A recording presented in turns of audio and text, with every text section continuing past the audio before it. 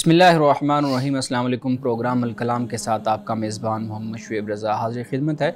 नाज़रीन किराम, इस प्रोग्राम के पहले हिस्सा में हम कुरान करीम की कुछ आयात को समझने की कोशिश करते हैं और दूसरे हिस्सा में अपने अहद के नुमाइंदा सियासी, समाजी, मजहबी मौज़ूआत पे पैदा होने वाले सवालात के जवाब एक नए नुक्ता नज़र से जानने की कोशिश करते हैं। हमारे साथ शरीक गुफ्तगू हैं जनाब मोहम्मद अमानत रसूल साहब। अमान साहब, बहुत शुक्रिया आपके वक्त का। मेरी मुआवनत के लिए मौजूद हैं जनाब अहमद बिलाल अहमद, बहुत शुक्रिया आपके वक्त का। नाज़रीन किराम, आपकी स्क्रीन पे हमारा व्हाट्सएप नंबर चल रहा होगा, आप उस व्हाट्सएप नंबर पे अपने सवालात भेज सकते हैं। हम इंशाल्लाह आपके सवालात को ज़रूर एड्रेस करेंगे। गुज़िश्ता प्रोग्राम में हम बात कर रहे थे सूरतुल क़सस और हमने सूरतुल क़सस की इब्तदाई आयात को समझने की कोशिश की थी, जिसके अंदर अल्लाह रब्बुल इज़्ज़त ने हज़रत मूसा अलैहिस्सलाम के किस्से को बयान किया है। मैं जनाब अमानत रसूल साहब से गुजारिश करूँगा कि आप अपनी गुफ्तगू का आगाज़ कीजिए। बिस्मिल्लाहिर्रहमानिर्रहीम। नाज़रीन किराम, कल हमने यहाँ तक बात की थी कि हज़रत मूसा अलैहिस्सलाम की वालिदा को अल्लाह ताला ने ये हुक्म दिया कि आप मूसा को दूध पिलाते रहें और जब कोई ऐसी कोई परेशानी या कोई ऐसा मामला सामने आए कि जहाँ हज़रत मूसा अलैहिस्सलाम की जान को ख़तरा हो, तो फिर अल्लाह ताला ने फरमाया कि हज़रत मूसा को तुम दरिया के सुपुर्द कर देना। अब रिवायात के मुताबिक हज़रत मूसा अलैहिस्सलाम की वालिदा ने एक टोकरी बनाई थी और उस टोकरी में हज़रत मूसा अलैहिस्सलाम को लिटा दिया और अल्लाह के सुपुर्द कर दिया।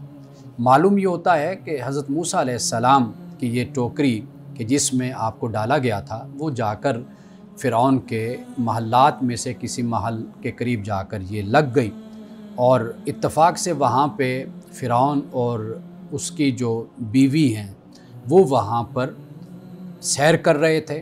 तो वहाँ पर उन्होंने एक टोकरी देखी और उसमें एक बच्चे को देखा, और जब बच्चे को देखा तो जो फ़िरौन की बीवी थी, रिवायात में जिसका नाम आसिया आता है, ये बहुत ही नेक खातून और बहुत ही अच्छी खातून थी। तो आसिया ने ये कहा कि फ़िरौन से कि भाई इससे मेरी आँखों को और तेरी आँखों को ठंडक मिलेगी। हज़रत मूसा अलैहिस्सलाम चूँकि बहुत ही मनमोहने, बहुत ही खूबसूरत बच्चे थे, जैसे हमने कल भी इस बात को बयान किया था, तो आप फ़िरौन की बीवी को बहुत पसंद आए तो उसने आपको गोद ले लिया। नाज़रीन किराम, यहाँ पर एक लफ्ज़ है जो मैं चाहता हूँ मैं उसकी वजाहत कर दूँ। वो लफ्ज़ है इमरा। अरबी ज़ुबान में बीवी के लिए 3 अल्फाज इस्तेमाल होते हैं। एक लफ्ज़ है इमराअतुन, दूसरा लफ्ज़ साहिबा है और तीसरा लफ्ज़ ज़ौजा है। इमराअतुन का लफ्ज़ उस बीवी के लिए इस्तेमाल होता है कि जिसके साथ जिस्मानी ताल्लुक़ तो कायम हो जाए लेकिन ज़हनी ताल्लुक़ ना हो, यानी ज़हनी अमांगी ना हो। आप देख सकते हैं कि कुरान पाक में हज़रत लूत अलैहिस्सलाम की जो बीवी है उसके लिए भी इमरा का लफ्ज़ इस्तेमाल हुआ और हज़रत नूह अलैहिस्सलाम की जो बीवी है उसके लिए भी इमरा का लफ्ज़ इस्तेमाल हुआ। और यहाँ पर भी देखिए कि जो फ़िरौन की बीवी है हज़रत आसिया, उसके लिए भी इमरा का लफ्ज़ इस्तेमाल हुआ, यानी जिस्मानी ताल्लुक़ तो कायम हुआ लेकिन ज़हनी हम आहंगी, माइंड मैचिंग दोनों में नहीं है। इसी तरह लफ्ज़ साहिबा जब इस्तेमाल किया जाता है तो साहिबा वो है कि ना तो जिस्मानी ताल्लुक़ है और ना ही ज़हनी हम आहंगी है। यानी अल्लाह सुब्हानहू व तआला के लिए जब ये कहा गया कि अल्लाह की बीवी है, तो कुरान पाक ने वहाँ पे ये बयान किया कि वलम यकुल लहू साहिबा, कि अल्लाह सुब्हानहू व तआला की कोई साहिबा नहीं है, यानी ना कोई जिस्मानी ताल्लुक़ ना ज़हनी हम आहंगी। ये जो मामला होता है ये 2 इंसानों के दरमियान होता है, ये कभी नहीं हो सकता खालिक और मखलूक के दरमियान ऐसा ताल्लुक़ हो। तीसरा लफ्ज़ जो अरबी ज़ुबान में कुरान पाक में शायद इस्तेमाल हुआ या नहीं हुआ, लेकिन वो लफ्ज़ है ज़ौजा का, ज़ौज या ज़ौजा। अब ये वहाँ पर इस्तेमाल किया जाता है, यानी वो बीवी कि जहाँ पे ज़हनी हम आहंगी भी होती है और जिस्मानी ताल्लुक़ दोनों कायम होते हैं, तो वहाँ पर ज़ौजा का लफ्ज़ इस्तेमाल किया जाता है। ये अरबी ज़ुबान की एक वुसअत है, ख़ूबसूरती है कि जो इन अल्फाज के अंदर पोशीदा है कि जो मियाँ बीवी के ताल्लुक़ के हवाले से इस्तेमाल होते हैं। अब इसके बाद फ़िरौन की बीवी ने कहा कि ला तक़्तुलूहु, कि इसको कत्ल ना करो तुम लोग, असा यनफ़अना औ नत्तख़िज़हु वलदा, मुमकिन है कि ये हमें फ़ायदा दे या ये है कि हम इसको बेटा बना लें। वहुम ला यशुरून, और उनको इसकी समझ नहीं थी। अब इसके बाद जब हज़रत मूसा अलैहिस्सलाम फ़िरौन के महल में पहुंच गए, अब वालिदा की जो कैफियत थी उसको कुरान पाक ने बयान किया कि वास्बह फवाद उम्मी मूसा फ़ारिगा। इधर हज़रत मूसा अलैहिस्सलाम की वालिदा का दिल बेचैन हो गया, यानी आपका दिल उड़ा जा रहा था। इन कादत लतुब्दी भी लौला रबतना अला क़ल्बिहा लितकून मिनल मोमिनीन, के करीब था कि वो उसको ज़ाहिर कर दे, यानी माँ का दिल था, बेचैन था, मुस्तरिब था। आखिर बेटा उसको एक टोकरी में डालकर दरिया के सुपुर्द कर दिया था, दिल परेशान था। तो कुरान कहता है कि करीब था कि वो इसको ज़ाहिर कर दे, इस राज को फाश कर दे, अगर हम उसके दिल को न संभालते कि वो यकीन करने वालों में से रहे। इसके बाद हज़रत मूसा अलैहिस्सलाम की वालिदा ने अपनी बेटी से कहा, रिवायात के मुताबिक वो 10 या 12 साल की बच्ची थी और जिसका नाम मरियम आता है। हज़रत मूसा अलैहिस्सलाम की वालिदा ने हज़रत मूसा की बहन से कहा कि खुस्सी ही कि इसके पीछे पीछे तुम जाओ, यानी इसका ताक़ुब करो, इसके पीछे चलो। फ़बासुरत भी अन जुनूबी वहुम ला यशऊरून, और कहा कि अजनबी बनकर देखती रहना और लोगों को कोई इसकी ख़बर ना हुई। यानी मालूम ये होता है कि महल में तो नहीं गई, लेकिन आसपास हज़रत मूसा अलैहिस्सलाम की भी ख़बरगिरी करती रही और हालात पर, माहौल पर हज़रत मूसा अलैहिस्सलाम की बहन की नज़र थी। अब इसके बाद कुरान पाक कहता है कि वहर्रमना अलैहिल मरादिया मिन क़ब्लु फ़क़ालत हल अदुल्लुकुम अला अहली बैति यकफ़ुलूनहु लकुम वहुम लहू नासिहून, और हमने पहले ही मूसा से दाइयों को रोक रखा था। यानी ये एक हमें कल्चर नज़र आता है, अरब में भी था, मिस्र में भी था, और वो ये कि जो दूध पिलाने वाली ख़वातीन हैं उनका इंतज़ाम किया जाता था, जिनको हम उर्दू में अन्ना भी कहते हैं और दाई का लफ्ज़ भी इसके लिए हम इस्तेमाल करते हैं। तो अल्लाह पाक ही फरमाता है कि हमने दाइयों को, अन्नाओं को हमने रोक रखा था।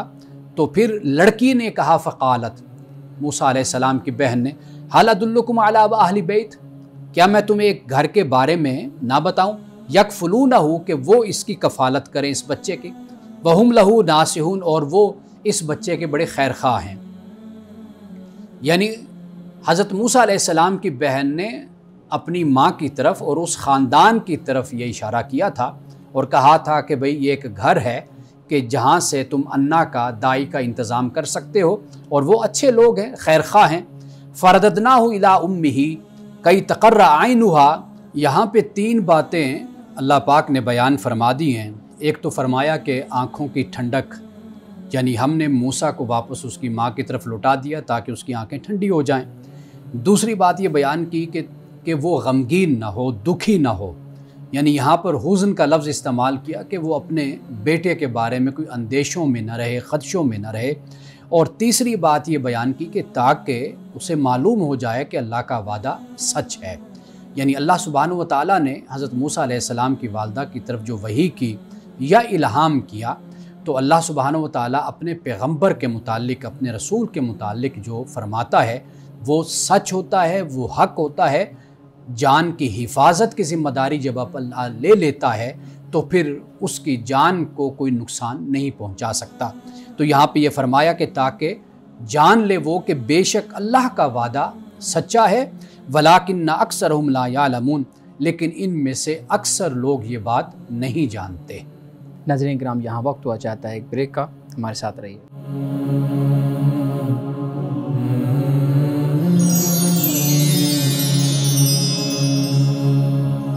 वेलकम बैक नाजरीन। अमान साहब, बहुत शुक्रिया, आपने बहुत अच्छे अंदाज से, मुदल्लल अंदाज से हज़रत मूसा अलैहिस्सलाम की जो पैदाइश और फ़िरौन के महल तक जाने के जो मामलात हैं उसको बयान किया। कुछ सवालात जो कुछ ऐसी रिवायात की वजह से पैदा होते हैं जो हमारे यहाँ रिवाज पजीर हैं, और कुछ ऐसे हैं जो इबहाम है एक तरह से। जैसे वअौहैना इला उम्मी मूसा, हमने वही की मूसा की माँ की तरफ। अब इस वही से क्या मुराद है? हज़रत मूसा अलैहिस्सलाम की वालिदा की तरफ उसी तरीके से वही की कि जैसे पैगम्बरों की तरफ की गई, या फिर ये पैगाम कम है? देखिए, जब भी पैगम्बर से मुताल्लिक़ कोई बात कुरान करता है ना, वो माँ से करता है तो वहाँ पर भी वही का लफ्ज़ ही इस्तेमाल करता है। कि अल्लाह सुब्हानहु व तआला हज़रत मूसा अलैहिस्सलाम की वालदा को जो हुक्म दे रहा है, जो रहनुमाई दे रहा है, वो असल पैगम्बर ही के बारे में दे रहा है। तो लिहाजा इसकी जो ऑथेंटिसिटी है वो ऐसी ही है कि जैसे पैगम्बर पर वही उतरती है। सही। यानी इसमें ये नुक्ता वाज़े हो जाता है कि हज़रत मूसा अलैहिस्सलाम जो अल्लाह के रसूल, अल्लाह के नबी हैं, उनकी जान की हिफाजत, इसमें कोई भी शक नहीं है और किसी किस्म का कोई वहम और इबहाम नहीं है। ये बिल्कुल क्लियर कट बात है कि जब अल्लाह वही कर रहा है तो इसका मतलब ये है कि जो कुछ अल्लाह पाक फरमा रहा है वो एज़ इट इज़ मिन्नो अन इसी तरह ही मूसा के हक़ में पूरा होगा। बिल्कुल ठीक है। अच्छा, एक रिवायत हमारे यहाँ आप कह लें बयान की जाती है इस किस्से के हवाले से कि फ़िरौन ने जब बच्चों को कत्ल करवाने की बात की जी, उसकी रीज़न क्या थी? हमारे यहाँ जो एक ख़ास मशहूर रिवायत है वो ये है कि फ़िरौन ने ख्वाब देखा था और फिर उस ख्वाब की जो ताबीर थी वो नजूमी ने ये बताई थी कि इस ख़ानदान या इस जो एक कबीला है उसके अंदर एक बच्चा पैदा होगा जो तुम्हारी सल्तनत के लिए ख़तरे का बाइस बनेगा। आप बयान कीजिएगा कि ये वाकई ही रिवायत ठीक है। और दूसरी बात ये कि फ़िरौन ने कितने बच्चों को कत्ल करवाया था? क्या कोई तारीख़ में इसका कोई हवाला मिलता है? अच्छा, पहली बात तो ये है कि ना तो बाइबल में इसका हमें ज़िक्र मिलता है, ना तलमूद में या इसराइली रवायात में ये कहा जाता है कि वहाँ पर ना बाइबल ना कुरान इस वाक़े में और ना मुस्तनद अहादीस हमें इस हवाले से ये मिलती हैं कि भाई बच्चों को इसलिए कत्ल करवाया कि नजूमी ने कहा कि भाई तुम्हारे इक़्तिदार के लिए कोई बच्चा ख़तरे का बाइस बनेगा, तो लिहाजा उसने बच्चे कत्ल करवाए। कुरान मजीद जिसकी तरफ इशारा करता है वो ये है कि उसका मंसूबा, उसकी प्लानिंग ही यही थी कि जो बनी इसराइल है इसमें जो मर्द हैं, लड़के हैं, उनको तो कत्ल करवा दिया जाए। युज़ब्बिहून अब्नाअकुम व यस्तहय्यून निसाअकुम, औरतों को ज़िंदा रखना, यानी औरतें हैं तो नौकरी चाकरी के लिए, लौंडी के लिए वो इसके लिए काम आएंगी, गुलामी के लिए नहीं कर सकती, तो लिहाजा वो औरतों को ज़िंदा रखते हैं, बच्चों को मार देते हैं। तो वो बनी इसराइल के नुक्ते नज़र से, इसलिए नहीं कि कोई उसके इक़्तिदार के लिए कोई ख़तरा बन रहा है या इसलिए कि कोई ख्वाब दिखा दिया गया नजूमियों की तरफ से, तो लिहाजा उसकी ताबीर ये बनती है कि कोई बच्चा ख़तरा बनेगा। तो ये हमारे मुफस्सिरीन ने फिर वहाँ से ये वाक़या लिया है। बाकी कितने बच्चों की हलाकत हुई इस बारे में भी कोई हमारे पास कोई ऐसी रिवायत नहीं है कोई अदद की कि जिस पर हम ये कह सकें कि जी इतने बच्चे कत्ल हुए। असल उसकी वही ज़हनीत थी, वही मेंटालिटी थी कि जो मर्द होते हैं, लड़के होते हैं, वाज़े बात है कि ये फिर ताकत हासिल करते हैं, फिर इनका एक इज्तिमा बन जाएगा, फिर ये मेरे इक़्तिदार के लिए ख़तरा बन जाएंगे। तो इस बुनियाद पर उसने ये हरकत की थी।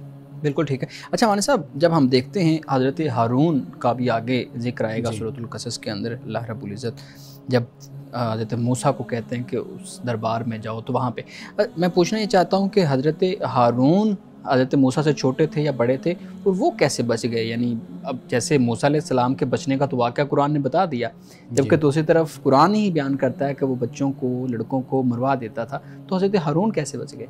देखिए, एक तो हज़रत हारून बड़े हैं हज़रत मूसा अलैहिस्सलाम। अच्छा, ठीक है, छोटे नहीं, बड़े, ये बड़े भाई हैं। बड़े भाई। जब हज़रत मूसा अलैहिस्सलाम पैदा हुए उस वक़्त 2 बच्चे घर पे थे, एक बेटी थी मरियम, ठीक, और एक हारून थे, ये 2 थे। और इसके बारे में मुफस्सिरीन ने जो बात बयान की है वो ये बयान किया जाता है कि भाई शायद उनके छोड़ने की वजह ये थी कि ये हुक्म बाद में उसने नाफिज किया। तो जो बच्चे, यानी मिसाल के तौर पर अगर ये डेट मुकर्रर कर दी जाए, बोल दी जाए कि फ़लाँ महीने की फ़लाँ तारीख़ से ये हुक्म नाफिज होता है, तो इससे पहले जो है उस पर यह हुक्म लागू नहीं होगा। तो ऐसी सूरत जो है वो सामने आती है कि फ़िरौन ने जो इरादा किया, जो हुकूमती सतह पे फ़ैसला किया, वो फ़ैसला यही था कि भाई अब इसके बाद जो बच्चा होगा तो उसको कत्ल कर दिया जाएगा। बिल्कुल ठीक है। अच्छा, इन्हीं आयात के अंदर बताया गया कि मूसा अलैहिस्सलाम की वालदा फिर उनको दूध पिलाने के लिए जाती थी और उसका मुआवजा भी ऑब्वियसली लेती होंगी। हमारी तफसीर में हम पढ़ते हैं कि वो मुआवजा भी मिलता था। एक बड़ा एक सोच इंसानी जहन में आती है कि जब हम देखते हैं मूसा अलैहिस्सलाम के वाक़े में, तो यहाँ पे भी मुआवजे का वो है ज़िक्र। जब रसूलुल्लाह सल्लल्लाहु अलैहि वसल्लम के दौर को हम देखते हैं तो वहाँ पे भी मुआवजे का ज़िक्र है कि ख़वातीन बच्चों को ले जाती थी, फिर मुआवजा ले लेती थी। अच्छा, यहाँ पे माँ बच्चे को दूध पिला रही है और उसका मुआवजा ले रही है। अब मैं इस बात पे हैरान हुआ कि जो वालिद हैं वो कोशिश कर रहे हैं, अखराजात पूरे कर रहे हैं, अपने मामलात कर रहे हैं, बच्चों की परवरिश के लिए पैसे ला रहे हैं या रकम ला रहे हैं, रिसोर्सेज ला रहे हैं, माँ अपना दूध पिलाती है, उसके बावजूद उसका वो मुआवजा ले रही है, तो फिर माँ क्या इस रिश्ते के अंदर दे रही है? सब कुछ तो बाप दे रहा है। अच्छा, पहली बात तो ये है कि वो जो आपने रज़ात के हवाले से बात की है, उसमें सूरत ये बन जाती है कि जब मियाँ बीवी में तलाक वाक़ हो जाती है, अलहदगी हो जाती है, तो वहाँ पर बच्चा है। अब जब वो माँ पिलाएगी तो वो उसके कपड़े वग़ैरह, उसके नान नफ़का, उसका ज़िम्मेदार उसका शोहर साहब का शोहर होगा, उसका बाप बच्चे का बाप होगा। एक तो चूँकि ये बुनियादी तौर पर ज़िम्मेदारी जो है ये मर्द पर ही, खामंद पर ही, बाप पर ही आयद होती है। जैसे हम कई दफ़ा बात कर चुके कि मर्द को कव्वाम बनाया गया, एक बात। दूसरी बात ये है कि ये अन्ना रखना, दाई रखना, ये मिस्र का भी कल्चर, अरब का भी कल्चर हमारे सामने, ये सगी माएँ नहीं हैं। ये एक रिवाज है, एक कल्चर है कि जिसमें माएँ जो ख़वातीन हैं वो बच्चों को ले जाती हैं अपने साथ, और वो बच्चों को एक शहर से हटकर एक ऐसे माहौल में रखती हैं कि जो जिसे हम कहते हैं कि एक देहात का माहौल होता है, एक कुदरती माहौल, वहाँ पर खुली फ़ज़ा है, बच्चों की वहाँ पर तरबियत होती है, बच्चे खेलते हैं, बढ़ते हैं, तो वो उनकी तरबियत के लिए और उनके जिस्मानी नशोनुमा के लिए शहरों से दूर लेकर जाते हैं। और ये रिवाज था कि दाइयाँ जैसे हज़रत हलीमा सादिया रसूलुल्लाह सल्लल्लाहु अलैहि वसल्लम को लेकर गई थी। एक तो ये बात हो गई। तीसरा जो आपके सवाल का जुज़ बनता है वो ये है कि हज़रत मूसा अलैहिस्सलाम की वालदा ने क्यों अगर मुआवजा लिया, तो वाज़ेह बात है कि जब वो अन्ना मुकर्रर हुई, दाई मुकर्रर हुई, तो मुआवजा भी लिया होगा। लेकिन बात ये कि यहाँ पर तो बताया ही नहीं गया ना कि ये मूसा की वालिदा हैं। तो अगर वालिदा पिला रही हैं, जो 3 महीने पहले पिलाती रही हैं, उन्होंने कोई उसका मुआवजा तो नहीं लिया। लेकिन अब अगर वो मुआवजा ले रही हैं, जैसा कि मालूम होता है, अब तो वो बतौर अन्ना के, बतौर दाइया के जो है वहाँ पर वो अपॉइंट हुई हैं, तो वो इस बुनियाद पर मुआवजा ले रही है। अगर वो ये बता दें कि जी मैं तो इसकी माँ हूँ, फिर मामला गड़बड़ हो जाएगा, मामला जो उनसे वो उलझ जाएगा फिर। बिल्कुल ठीक है। हमारे साहब, हमारे नाज़रीन की तरफ से भी कुछ सवालात हैं। औरत पे तशद्दुद का जो मामला है, फ़द्रिबूहुन्ना का जो लफ्ज़ इस्तेमाल हुआ, उस पर आपने तवज्जो दिलाई थी। अच्छा, हमारे पास एक सवाल आया है कि मैं अपने खामंद का तशद्दुद बर्दाश्त करती हूँ और बाद औक़ात मुझ पे तशद्दुद करते हैं, मारते हैं, और उस पर सब्र का जो है ना वो मुज़ाहरा भी करती हूँ। लेकिन जब मैं अपने मामले को किसी मजहबी शख्स के सामने या मजहबी रहनुमा के सामने रखती हूँ तो वो मुझे कहते हैं कि तुम सब्र करो, अल्लाह ने अभी तुम्हारे अंदर सब्र कम रखा हुआ है, तो जितना ज़्यादा तुम सब्र करोगे उतना ही ज़्यादा ये रिश्ता भी मजबूत होगा और तुम्हें खुदा के यहाँ कामयाबी भी मिलेगी। तो ये तो तशद्दुद बर्दाश्त करने का या उसके जवाज़ का एक जो है ना वो तरीक़ाकार बताया जा रहा है। इस्लाम क्या कहता है इस बारे में? अच्छा, पहले तो एक बात मैं आपको ये बता दूँ कि कुरान पाक ने जहाँ पे ये बयान किया है, आयत नंबर 34 सूरत निसा में, वहाँ पर नुशूज़ का लफ्ज़ है। नुशूज़ एक सरकशी है। ये ऐसी है कि जैसे आप एक इदारे में हैं, आप एक रियासत में हैं, किसी जगह पर भी हैं, अगर आप सरकशी करते हैं तो वहाँ पर एक सज़ा की सूरत होती है, जो कानून होता है हर जगह पर वो नाफिज होता है। तो एक तो ये बात वाज़ेह होनी चाहिए कि ये कोई ऐसी सज़ा या कोई ऐसी बात नहीं है, ऐसा मसला कि ये जो ख़वातीन के हवाले से इस तरह हो कि भाई कोई बात खिलाफ़ मजाज हो गई या कोई सालन बनाने में कोई नमक मिर्च का मसला हो गया या ऐसी कोई बात हो गई, ये चीज़ नहीं है। यहाँ पर ये बात समझनी चाहिए कि नुशूज़ ये बहुत बड़ी नाफरमानी या पूरे एक निज़ाम को दरहम बरहम कर देने का जो एक रवैया होता है, सरकशी होती है, उसको कुरान पाक ने यहाँ पर एड्रेस नुशूज़ कहा है। और दूसरी बात यह है कि उलमा का जो काम होता है वो हालात और माहौल के मुताबिक नसीहत कर देने का मामला होता है कि जब कोई हल नज़र ना आ रहा हो तो फिर कहा जाता है कि भाई आप सब्र कर लें, आप का जो खामंद है उसको अल्लाह ताला हिदायत दे, या उसको समझाया जाता है, बताया जाता है। उलमा के इख्तियार में तरगीब होती है, दावत होती है, ये ज़िम्मेदारी होती है। अगर ख़ातून इस हवाले से चाहती है कि वो अदालत का दरवाज़ा खटखटाए और जाकर अदालत से बात करे कि भाई मेरा खामंद है जो मुझ पर तशद्दुद करता है, वायलेंस का जो मुर्तकिब होता है, मुझे तकलीफ़ देता है, तो उसको पूरा इस बात का हक़ है कि वो खुला ले सकती है, तलाक ले सकती है, अदालत का दरवाज़ा खटखटा सकती है। अगर खामंद उसके साथ ये सलूक कर रहा है तो अदालत उस खामंद के लिए भी कोई सज़ा मुकर्रर कर सकती है कि भाई इसने अपनी बीवी पे तशद्दुद किया है, तो ये कोई ऐसा मसला नहीं है कि हम ये कहें कि हर सूरत में आप इसी को ही फॉलो करेंगे। इसके मुख्तलिफ़ जो तरीक़े हैं इसके निफाज के, इम्प्लीमेंटेशन के, जहाँ मकसद ये है कि जो दोनों फ़रीक हैं उनके हुकूक़ का भी तहफ़्फ़ुज़ हो, उनको फ़राइज़ की तरफ राग़िब किया जाए और वो बेहतर तरीके से अपनी ज़िम्मेदारियों को अदा करें। ये फिर अपने मौजूदा सेटअप में एक आपका जो रियासती और अदालती निज़ाम होता है उसमें रहते हुए जो हल बेहतरीन होता है फिर उसकी तरफ आपको बढ़ना चाहिए। जी बिल्कुल ठीक है। नाज़रीन किराम, बाक़िया सवालात लेते हैं एक ब्रेक के बाद, हमारे साथ रहिएगा।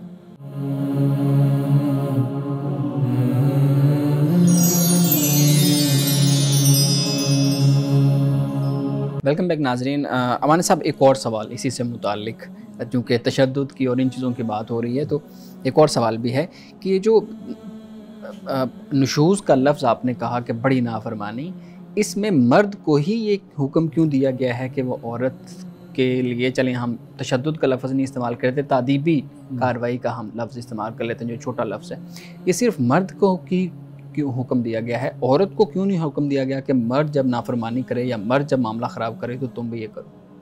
देखिए, कुरान मजीद में एक इदारा वजूद में आता है, कुरान उसको बयान करता है, यानी फैमिली का इदारा, आप कहें फैमिली का, ख़ानदान का एक इदारा है। उसमें अल्लाह ताला एक को ज़िम्मेदारी ज़्यादा देता है।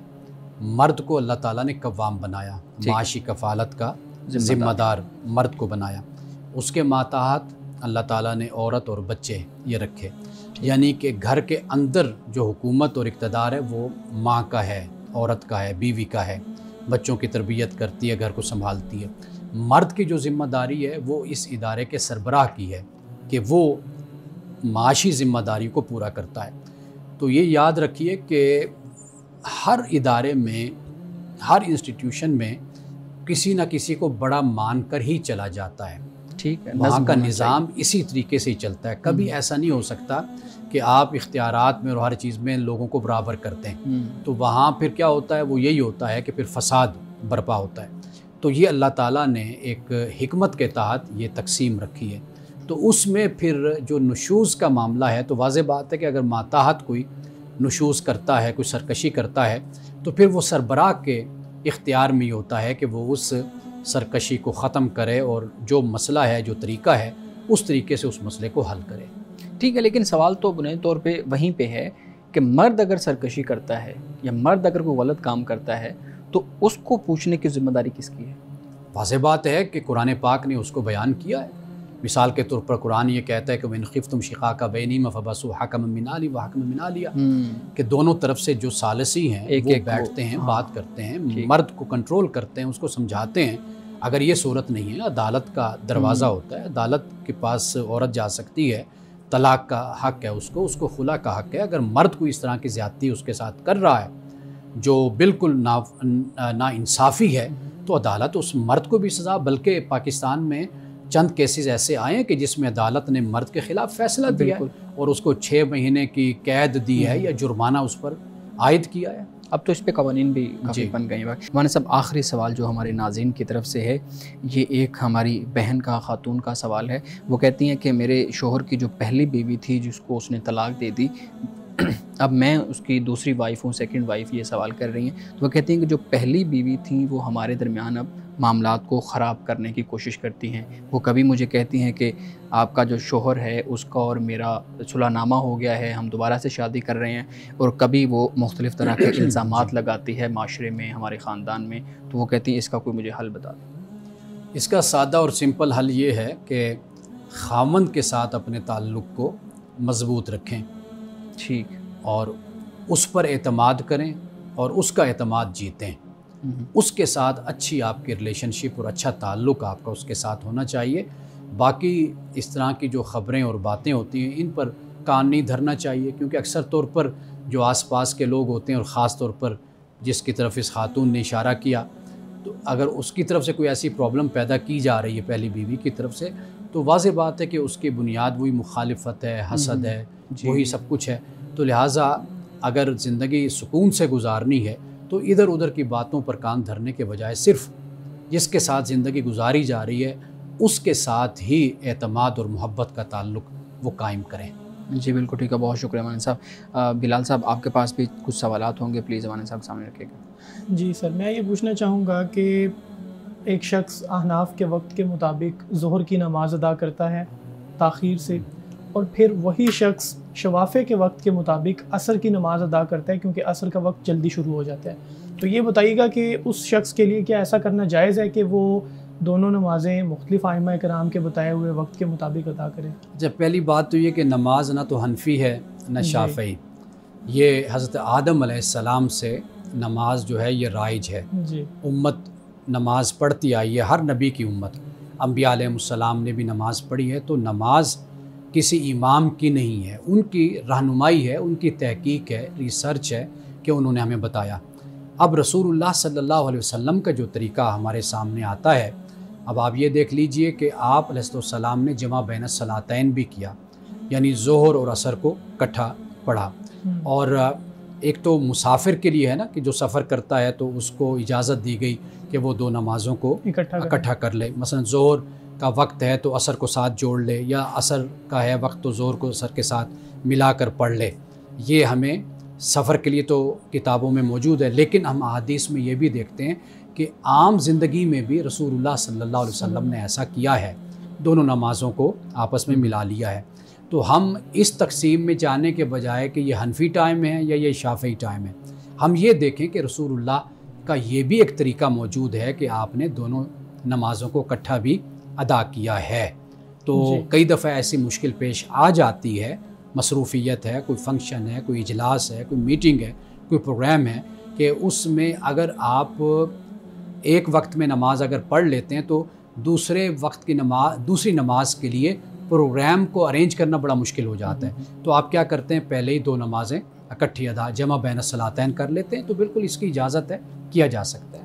जी बहुत शुक्रिया। नाज़रीन किराम, यहाँ वक्त हुआ चाहता है एक ब्रेक का, हमारे साथ रहिए।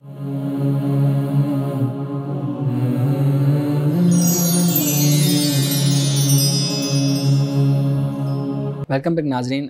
प्लीज़ बिलाल से सवाल किए। सर ये बताइएगा कि मुसाफिर पर जुम्मा की नमाज़ फ़र्ज़ है या नहीं है? वैसे तो इसमें इख्तलाफ भी मिलता है, लेकिन अगर मेरा काउंटर क्वेश्चन ये है कि अगर उस पर जुम्मा की नमाज़ फ़र्ज़ नहीं है और वो जा रहा है, उसके पास अपनी गाड़ी है, मस्जिद भी उसे मिल जाती है जुम्मा के वक्त, तो वो फिर नमाज़ अदा करेगा या नहीं करेगा? देखिए, जब वो जा रहा है और जुम्मा की नमाज़ उसको मुहैया है और पूरा इज्तिमा भी जुम्मा का मौजूद है, तो ये बेहतर बात है कि वो जुम्मा की नमाज़ अदा कर ले। अगरचे उस पर वो जुम्मा की नमाज़ वाजिब नहीं है, लाजिम नहीं है कि वो जुम्मा की नमाज़ अदा करे, वो ज़ोहर ही पढ़ता है मुसाफिर। लेकिन जब एक जमात उसको मुयस्सर है तो फिर वो जुम्मा की नमाज में शामिल हो। जी ये भी बताइएगा कि जुम्मा के लिए जल्दी जाने में कितना सवाब है या आखिर में जाने में कितना सवाब मिलता है? रिवायत में मिलता है कि जो शख्स जाएगा उसको ये सवाब मिलेगा, फिर इतना, तो जो सबसे आखिर में जाएगा उसको इतना सवाब मिलेगा। इस बारे में वजाहत करें कि वो आखिर में जाना कैसा है। देखिए, अहादीस रसूल सल्लल्लाहु अलैहि वसल्लम में जिस तरह ये बयान किया गया, इसका मकसद ये नहीं था कि आप इस तरीके से जाएं तो फिर आपको सवाब ले लें। असल जो मुसलमान को मुतवज्जह करना जो बात है ना, वो ये है, इसमें जो मकसद है। मुसलमान जो उनसा होता है वो, जिसे कुरान ने कहा ना फस्ताबिकुल खैरात, के नेकियों में बढ़ चढ़ कर हिस्सा लो, मुकाबला करो नेकी में। असल इस बात की तालीम दी गई है। हम अब इस बात पे सब्र करके कनात करके बैठ गए कि चलो अंडे तक हम पहुंच जाएं, सवाब मिल जाए, तो ये नहीं है। इसमें दर हकीकत ये बताया गया कि भाई बढ़ चढ़ के हिस्सा लो, जल्दी जल्दी पहुंचो। देखो, अगर ये नहीं करोगे तो तुम्हारा सवाब कम हो जाएगा। मोमिन तो नेकी के लिए, सवाब के लिए, जज़ा के लिए वो तो दौड़ता है, भागता है, कोशिश करता है। वो इस बात की दर हकीकत इसमें तालीम दी गई है इस हदीस पाक में। तो लिहाजा जो तरीका है ना वो ये है कि रसूलुल्लाह सल्लल्लाहु अलैहि वसल्लम की अहादीस से जो हमें मालूम होता है और बाद में सहाबा के अमल से, वो ये था कि भाई कि जैसे खुतबा के लिए इमाम बैठता है उससे पहले मस्जिद में होना आपका लाजिम और ज़रूरी है।